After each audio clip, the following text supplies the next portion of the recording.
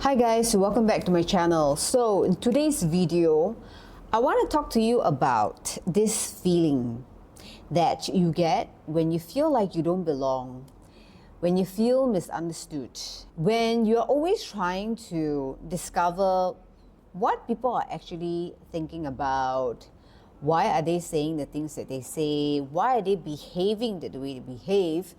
Just wanting to talk about how my journey of trying to understand my own personality type, and then organically it has turned me into being very fascinated with depth psychology and understanding other people's behavior and personality type has impacted my life quite a fair bit in a very positive way.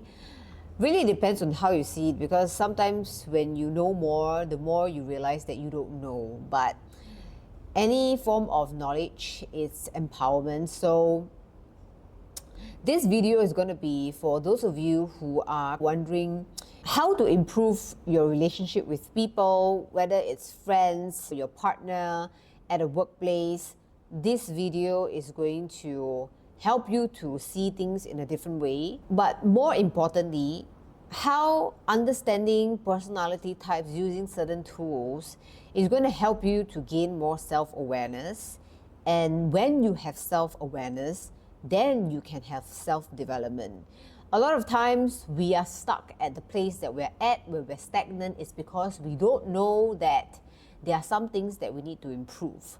So in order for improvements to happen, in order for you to progress in life, it is that constant state of being aware of where you're at, being able to objectively see and weigh pros and cons, and being able to measure, okay, I have this goal in mind versus my reality. What are the things that I can do in order to close that gap and get closer and closer to my goal? So this basically applies to anyone, everyone with different kinds of goals. And I guess the pain point that a lot of people are dealing with now is that we are becoming more and more introverted as a society. I don't have the latest data, but the last I researched and heard, when I was trying to find out what are the latest stats, I believe that people are claiming that there are more introverts today versus extroverts. Maybe it's worth to just check it out. Perplexity. So recently, I learned about this tool called Perplexity AI. This is ChatGPT, but it's way more accurate. Apparently, it doesn't give you woo-woo replies. Not to say that ChatGPT is not great, but I still love ChatGPT. It's just Perplexity is something that is more accurate. So let's see. What's the percentage of introverts versus extroverts for 2024? I say 2024, but this video could be posted in 2025. In 2024, the distribution of introverts and extroverts varies significantly depending on the context and population surveyed. But introversion versus extroversion, estimates suggest that 30% to 50% of the general population may identify as introverts, while extrovert makes up the remainder. Is it the balance? I don't believe in ambiverts, to be honest. Conclusion, yeah? But it is stated here that introverts approximately 50% of the general population. Extroverts could also be, but depending on the specific survey or context. So I believe that Big Five, which is another personality assessment tool, it doesn't have introversion there, but there is extroversion. But the way it's being interpreted is different, I think, if I recall, from what it's being explained in MBTI. But of course, we're not going to go into that. So basically what I'm trying to say is that because the world is a little bit, people prefer to isolate, people are overstimulated, people have no choice but to self-reflect and be on their own, because this is how people recharge. Because today's world, everything is changing, everything is in your face. So I think it's just naturally, even the most extroverted person would always want their introversion moments.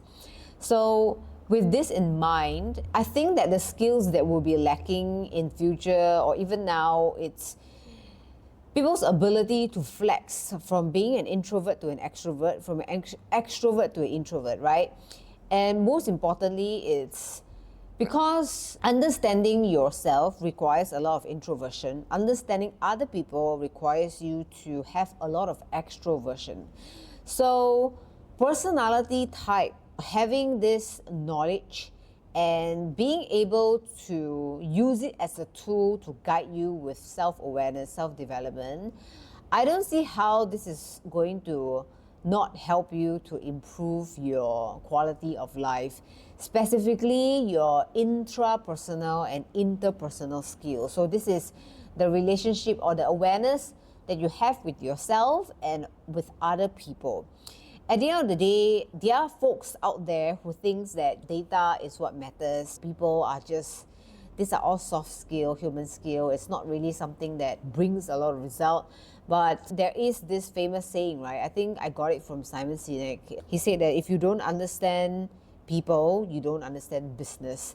So I think whether you are watching this video, having a personal goal or a professional goal, personality type is actually extremely useful just on overall general sense, because I think this sets the base on whether or not we feel confident with ourselves and whether or not we are confident in navigating with what is around us, which is the people that are around us. So I'm going to talk heavily about MBTI because that's the tool that I decided to go deeper into. But of course, there are other personality assessment tools that I can also talk about, but MBTI is my preferred choice because I'm a fan of Carl Jung, although he didn't develop MBTI. He came up with depth psychology, but MBTI is more of just the company itself, which stands for Myers-Briggs Type Indicator.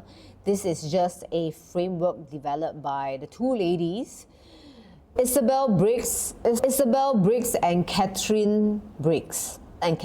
Yeah. The two ladies were very fascinated with Carl Jung's work and they came up with MBTI and they formed the framework to help everyone understand how we think, feel, and interact with the world. Therefore, people pay quite a fair bit of money trying to do the assessment, get that report, and then really use that report as a tool for them to develop themselves further. So before understanding MBTI, I was the person that was into Zodiac. And I think there are other pretty interesting apps out there when you put your birth date and then they will try to match or try to predict the kind of personality that you have, but there's not a lot of evidences, there's not a lot of rationale on how that was done. It's just basically your birthday. And then magically you will try to find you a compatible person that you can work with. And then we ended up doing this at the workplace and then we were quite into it because you started identify, oh, so this is your type, or it's just like going back to Zodiac, right? People always have this, as much as Zodiac is being made fun of, people still take it extremely seriously. Like for example, they'll be like, oh yeah, you are Scorpio, so you tend to be a bit more fierce. There are certain stereotypes that people resonate with, that people can identify. So I think my approach with MBTI has always been, I know that this is not like a science experiment. There's a ton of evidences for you to say that, yeah, this is your personality makeup. Because after all, psychology itself is pretty metaphysical. And so when I say metaphysical, I mean that it's not like a science project where it's very concrete. It is, some things are still quite subjective, but it is a framework that allows us to understand or comprehend some things that may not be known or we are unconscious about. And so I wish that I will be more comfortable in telling you what my MBTI type is, but I prefer not to. If you guys want to take a guess, you can comment it down below. And I will see if I am curious enough to want to actually reveal it. It is something pretty personal. So my backstory is that, before understanding what my personality type is, I never really knew why I get triggered in a certain way, why my strengths are of such. And then when I meet people who are like-minded, and I'll be like, there's so many things that we have in common. I wonder why. And it's the same goes for people who I don't really work well with. And it's so hard for me to understand, like, why is it that when we always try to come together, it's just our puzzles just don't match. And it's a lot of that frustration of why is it like that? I don't understand. There's no rationale. It's not being able to understand that causes a lot of frustration, at least for me. So after taking the assessment, I didn't go through the official MBTI route before I went for my certification 4 years after I really went deep into depth psychology as a whole.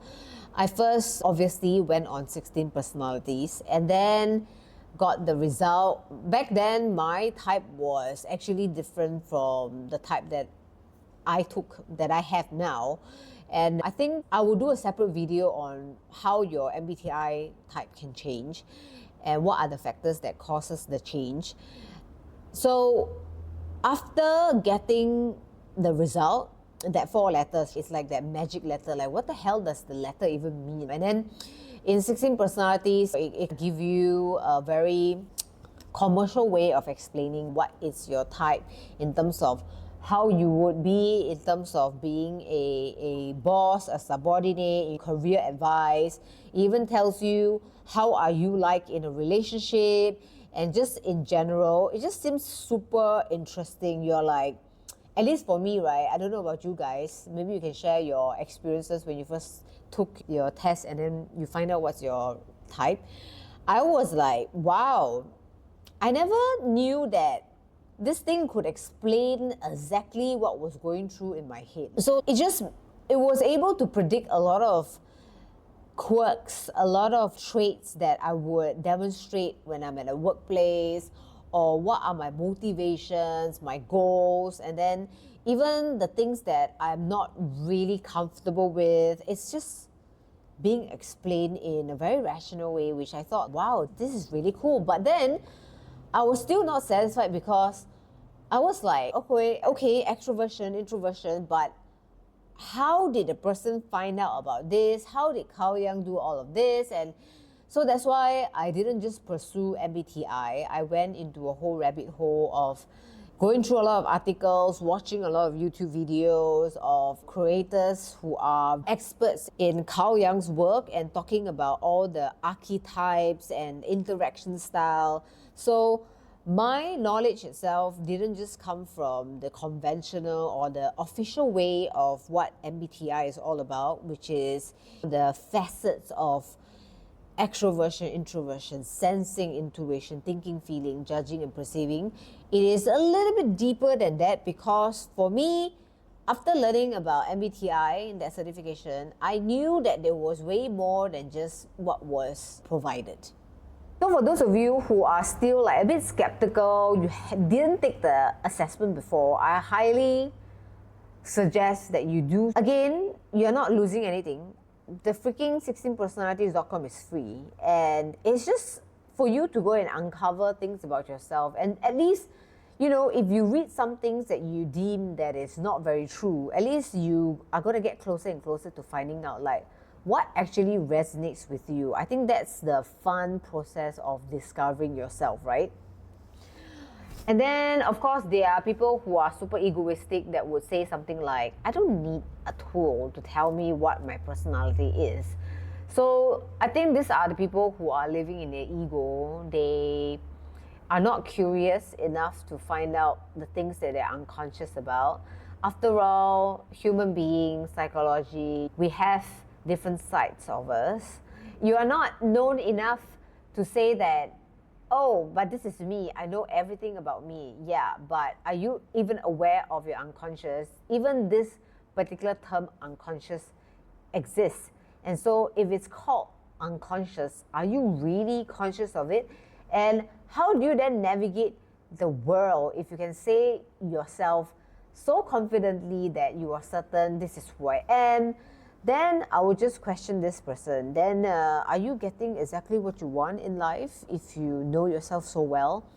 And are you ultimately enlightened and in a happy state? Anyways, my point of this video is to highly urge you guys to get into this discovery, understand your strength, your blind spots, and this is how you're going to then be able to look at yourself in a analytical or in a very clear way, and then take or craft steps towards areas where you can tap into your strength more, make your strength even better, and then work on areas that you are insecure or your blind spots, because life is about progression, no? So to give you some examples on how this translated into what I do at my workplace, because I'm actually managing quite a big group of people, and as I move to a leadership managerial position,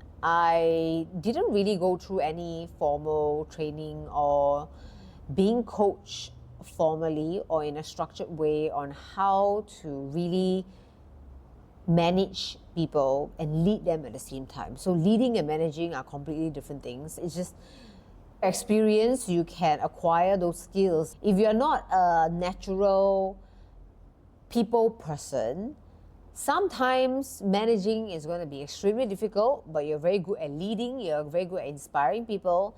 But when you go through difficulties and handling people who are not performing so well, certain conflicts, certain uncomfortable moments, this is where management style comes into play, and it requires you to be very tactical, but at the same time having a lot of empathy. And so MBTI was really a tool for me to try to understand people in a more scientific way, in a more rational way that is going to help me to see things very clearly and not just based on gut feelings and nothing to take actions. So using MBTI framework, I was able to identify, okay, I'm working with an introvert. What are the strategies? And because I know what introverts are uncomfortable with, I wouldn't put myself in a situation where I'm going to get into an uncomfortable situation with the introvert, unless it's done with specific intention or there's some outcome that I'm trying to get from it. So I became very intentional and aware about the kind of people that I'm working with. Okay, first identify more or less what their preference or their type is, and then my strategy then would be quite different, and it varies from people to people. So now I'm able to compartmentalize and be very clear about, okay, this group of people requires this kind of leadership style and management techniques versus this group of people, and so on. So it has helped me not just managing myself, my own style, but being able to also adapt to working with other people. But I can tell you straight up, I learned this for years, but I only reaped the benefits of it and saw like significant improvements maybe like after 1 or 2 years of really applying it. And it was trial and error, because a lot of things that I thought I knew about, for example, perceiving people are the people who are spontaneous, go with the flow, they will never be able to give you a proper plan and stick to it. It's those kind of stereotypes. If I didn't make a lot of stereotypical mistakes, I wouldn't be able to craft out or be able to learn from that whole experience to say, hey, because this is the situation, what are some things that I can do to make it even better? But if I didn't make the mistake, I wouldn't have learned it. Okay. So I just want to summarize the life-changing realization that I have from understanding MBTI is that it's helped me a lot with self-awareness, and therefore my self-development became accelerated. The life-changing realizations that I have from understanding MBTI is, number one, my self-awareness heightened, and this means that when I want to develop myself, it became a lot easier because it's very clear what are my strengths and what are my inferior functions. Over time, I also became more adaptable to different situations that requires me to flex. What do I mean by flex is, you may be a particular type, but because I was very aware of how other personality type works and I was studying them quite closely, I was able to emulate the kind of traits and cognitive functions that other type have, which will benefit me in different situations, which is why this makes you way more adaptable. The second life-changing realization is no type is better than the other. All of us, all the 16 types are there to support each other. It's a collective effort. So when I got into MBTI, I started noticing a lot of positive impact with the way I lead people, the way I manage people. I've gotten a lot of positive feedback from it. And although I am very aware of my natural self being quite demanding and difficult and impatient at times, this has also allowed me to self-reflect a lot more and be able to be accepting and say that, okay, it is just my preference, but because it's my preference, it doesn't mean that it's other people's preference. So how can we find that balance to work harmoniously together? Us, and therefore, whether it's friendship, at a workplace, we're able to use this as a lingo. Oh, okay, so you are a thinking type, I'm the feeling type, example. Or you are the P type, I'm the J type. So we don't have to over-explain ourselves in a very uncomfortable, awkward way and say that, yeah, you know what, I don't like the fact that you don't have a plan. And then the other one would say, oh, I hate the fact that you're so rigid and you have to plan things all the way because you're not going with the flow. So instead of going through that really ridiculous conversation and trying to guess people and make assumption, you are very clear. Okay, so you are a J, I'm a P, right? Okay, I know what's your strength, I know what's my strength. How can we then come and find the balance? So all of this has made a significant difference in my personal and professional life, but I must say, nothing is perfect. I think understanding yourself and others is a lifelong journey. Things change all the time. So because change is inevitable, therefore, it's only logical for us to try to understand all the tools out there to make ourselves agile. So MBTI is not just for me. It really changed the way that I see people. So before MBTI, I did not know how empathy actually looks like. I know some personality types, being empathetic, it's natural for you, it's high in your cognitive stack. But for some MBTI types, they are more sympathetic than they are empathetic, right? So you have higher FI, or you have higher FI stands for introverted feeling, or extroverted feeling, which is FE. So people with high FE, they are naturally more empathetic. But the thing is, for those people who are high FI, they find it very difficult to put themselves in the situation of other people, and therefore they might come off a little bit uncaring or not compassionate. Doesn't mean that they have no good intention, but it's their approach and their perspective that kind of differs. So before MBTI at a workplace or even my personal life, I, like with my family, friends, I thought that I knew them, but after knowing MBTI, and then because I went to the route of trying to also type them using C.S. Joseph's amazing tool, I was able to then have this sense of relief. Oh, okay, I finally figure you out. I know that it sounds bad, but now I know what you are. It's like you're going to a restaurant, you don't know what you're ordering, and then you don't know what it tastes like, and then you're like, what's that? Maybe you guys can let me know if you resonate with this. If you don't know about something and you have this uncertainty, as human beings, it's just in our nature. We don't like to be uncertain of things. We like to be as certain as possible, at least give us some framework for us to try to understand that is going to make things more peaceful. So let's talk about how to apply MBTI knowledge in your everyday life. The beauty of MBTI influences your decision making, in which is then going to affect your career and personal growth. First things first, take some time to understand your type. Not just going through 16personalities.com, reading the article itself. To be honest, I don't like reading those kind of articles. I prefer to watch videos that are interactive and explains what the type is all about. So for me, I look at perspective a lot, and therefore I like to go on YouTube and search for my particular type, and different YouTubers explaining what the type is gives me a more holistic view of what my type is all about.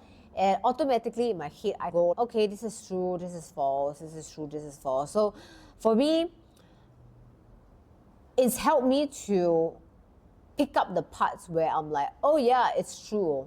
This statement about me is true. This is how I normally react to people.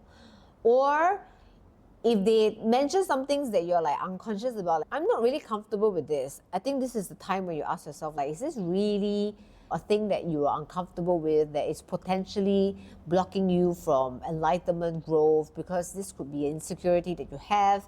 And I think when I found out my shadow, because our MBTI type is only our ego self, this is who I think I am. When I found out what's my shadow type, that really blew me away, because it has explained to me in various ways on how certain cognitive function in my shadow has affected the fact that I can get paranoid, and what I'm worried about, what I'm critical about, what can cause me to shut off, and what causes me to be stressed out. I think being able to identify what and then the why, then it's going to help you with the how. Use MBTI to understand team dynamics or relationship. So how can this look like is, if you are at a workplace and you have a group of people, let's say you have 3, 4, 5, 10, 20, right? You can introduce it and say that MBTI is a way for us to work more harmoniously together. It's for us to identify what are our preferences. You can always do it that way. I think some people just don't know how to promote or make people take the test, because they're like, oh, are you trying to psychoanalyze me now? No. Actually, what I'm trying to do is to shortcut the kind of uncomfortable conversation we have and the guesswork. We're just going to know what is your type, what is my type, so that we know, are there any potential pitfall and how are we going to avoid it? And if it happens, how we're going to overcome it. In a team, you will treat it as a team building exercise. You can get everyone to do the test. And then you will try to find out, oh, there's certain people who are similar. Get them to share what they think is true that validates their personality type. And this can help other team members to also understand, oh, okay, so you are the structured type. You are the type that so it means that in future, when I come to you, I need to be very prepared that I have a process. I can be very structured in the way I talk to you, and I do not leave things open-ended. For example, there are many strategies to all the different types, and therefore, for people who are unaware of MBTI outside of just understanding yourself, you are really missing out. And this is the reason why you still cannot figure out how to influence and manage people effectively. One piece of hard advice that was given by my master trainer, who has taught me throughout the certification program, was never use MBTI as an excuse. Yeah, so in the class, we were making a lot of jokes about, oh yeah, because you're a P, that's why you're unable to come up with a proper one direction plan. It's like those kind of jokes, right? But then those kind of jokes and stereotype, not only is not fair, but you use that to box people up, which is going against what MBTI is all about. It's for you to understand people, like what are the similarities, differences, and how can they come in harmony together. We need each other in order to have that collective effort, right? But then if you use it to box people and say that, oh, because this person that I'm managing is an introvert, she will never be able to be that charismatic leader that is going to go and network with people. There are limitations for sure, But if you use that to box people up, predicting that they will never have growth, that they are never going to be able to adapt to situations. All of us are meant to go through discomfort and meet our potential self. So if you believe in your own personal growth, you should believe in other people's personal growth as well.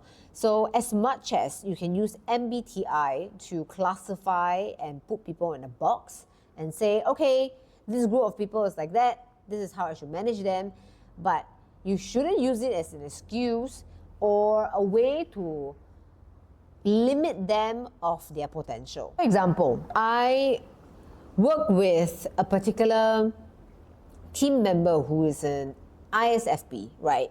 So we know that ISFPs are great with being in the moment, they are really spontaneous, and we know that their strength is tapping into their feeling and they are really artistic. This kind of people, if you give them an assignment and you want them to showcase their creativity, they will be very willing and courageous to do that no matter what people think. And I think this is a very admirable trait that a lot of people who are SJs or NJs, NTJ probably, people who are very like in a specific way, they cannot go with the flow, they need certain kind of procedure in order for them to be creative. But the ISFP is just, oh, I'm natural at this because of their cognitive function, because of their strength. And so the thing about them is, as much as they have strength, they also have weakness. They have this weakness where it's very difficult for them to keep things orderly, to be very organized, to be able to plan and predict what are the consequences, the things that will come based on the kind of actions they're going to take, because they're very much living in the moment and it's all about now, right? So this doesn't mean that you're going to tell yourself like, yeah, so ISFP is never going to be able to be a project manager because it's not going to go well. This is when you're going to box them up. And so my advice is, first things, make them aware of their inferior function. What is their weakness? Because they have that strength, therefore they have that weakness. Being able to be creative is not to be restricted. When you're restricted, you lack creativity. Therefore, they have this weakness of being very orderly and being able to be very disciplined and effective with the things that they do, being organized. So does this mean that you're going to allow them to be disorganized? I think this is living up to your discretion, right? This is your decision to make when you're managing this person, but it doesn't mean that you're not going to expose them, you're not going to show them on the job step by step on how organized looks like. People can learn no matter what type they are. It's just that probably you haven't found the best learning delivery for them to truly master it. Now, I think for each MBTI, we all have moments where we are like, oh, I'm sorry, this is not my thing. This is just, it makes me very uncomfortable. So this is the area for growth, right? The part that makes you uncomfortable is what makes you inferior, is what makes you insecure, is what makes you don't do very well, right? It is also an opportunity for you to grow. So with this meaning in mind, it means that you are able to master certain things. It's just whether you want to put in the time, the effort, and being able to go through the difficulties in order to overcome it. It can be overcome, it is up to the person and also their environment. Okay guys, I think this is quite a long video. So for those of you who have not, maybe you have taken MBTI but it has been a while, I highly suggest that you do. I will also link my preferred similar personality assessment tools down there in the description box below. Check those out. I think taking a few of it, which will give you a perspective of, okay, if you take the two. Okay guys, I hope that you found this video useful, and at least for those of you who maybe have taken the test before, but it's been many years, I highly suggest that you do so again so that it's accurate. Down other assessment tools below that are similar, that's going to tell you what your 4-letter is. I think I prefer some of the other tools way more because to me it's more accurate because it focuses on the cognitive function. Cognitive function is going to be the next topic. It's going to be something that is way more important than just knowing your 4 letters. And to me, it's the most beneficial. I hope you guys stay tuned to the following videos and let me know what you think of this topic. Any questions regarding MBTI, I'll be happy to answer them. And thank you guys for watching, and I'll see you in the next video. Bye.